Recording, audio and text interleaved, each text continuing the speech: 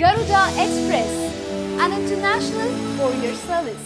నంద్యాల ఉప ఎన్నిక షెడ్యూల్ విడుదలైంది. అయితే ఈ స్థానంలో విజయం సాధించేందుకు అధికార విపక్షాలు నంద్యాలలో వ్యూహాలు రచిస్తున్నాయి. 8 మంది మంత్రులు నంద్యాలలో మకాం వేశారు.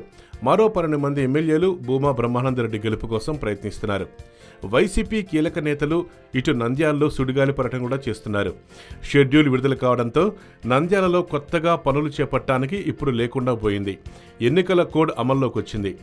ఏపీ సీఎం చంద్రబాబు నాయుడు ఇప్పటికే 2 సార్లు నంద్యాల అసెంబ్లీ నియోజకవర్గంలో పర్యటించారు. పలు అభివృద్ధి సంక్షేమ కార్యక్రమాల్లో పాల్గొన్నారు. ఎన్నికల్లో అనుసరించాల్సిన వ్యూహంపై పార్టీ శ్రేణులకు బాబు దిశానిర్దేశం చేశారు. ఈ స్థానం నుండి 50,000 ఓట్ల మెజార్టీతో విజయం సాధిస్తామనే ధీమాలు బాబు వ్యక్తం చేశారట. అంతేకాదు నంద్యాలలో పదవుల పందేరాన్ని నిర్వహించి టీడీపీ కీలకమైన నేతలకు నామినేట్ పదవుల్ని కట్టబెట్టిందక్కడ. నంద్యాల ఉప ఎన్నికల నిర్వహణ బాధ్యతల్ని అధికార వైసీపీలో కూడా అనంతపురం జిల్లాకు చెందిన నేతలే తీసుకున్నారట. వీరంతా ప్రచారం పూర్తయ్యే వరకు నియోజకవర్గంలోనే కొనసాగుతారు. ఇక వైసీపీ విషయానికి వస్తే వైసీపీ బాధ్యతల్ని అనంతపురం మాజీ ఎంపీ అనంత వెంకట్రామరెడ్డి తీసుకున్నారు.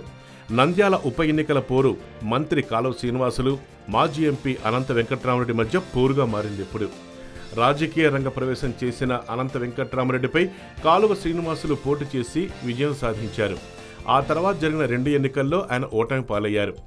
అనంత వెంకట్రామరెడ్డికి రాజకీయాల్లో సుదీర్ఘకాలం అనుభవం ఉంది. అయితే ఈ ఎన్నికల్లో ఎవరి వ్యూహాలు పైచేయి సాధిస్తాయో చూడాలి. అధికార పార్టీకి ఉప ఎన్నికల్లో ప్రయోజనం ఉంటుంది. నంద్యాల ఉప ఎన్నికల షెడ్యూల్ విడుదల నేపథ్యంలో కోడ్ కూడా తక్షణమే అమల్లోకి వచ్చింది. శాంతి భద్రతతో పాటు సాధారణ పాలనా పగ్గాలు ఇప్పుడు కలెక్టర్ చేతిలోకి వెళ్లాయి. అయితే ఈ ఎన్నికను అధికార విపక్షాలు ప్రతిష్టాత్మకంగా తీసుకున్నాయి.